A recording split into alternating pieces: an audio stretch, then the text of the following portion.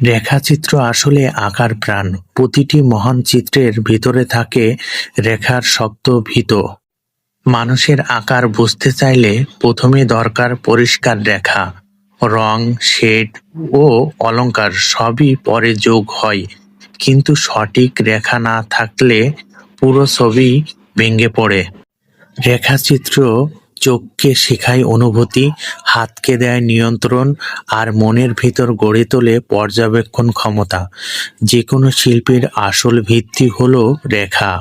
এটি ছাড়া মানুষের মুখ, শরীর বা প্রকৃতি কোনো রূপই সত্যিকারে ফুটে ওঠে না। তাই যে শিল্পী রেখাকে আয়ত্ত করতে পারে সেই পারে যে কোনো জটিল আঁকা সহজে জীবন্ত করে তুলে ধরতে। সম্পূর্ণ ভিডিওটি দেখার জন্য আর্টিস্ট হোমের পক্ষ থেকে ধন্যবাদ সবাইকে। অবশ্যই আমার পেজটি ফলো করে দিবেন।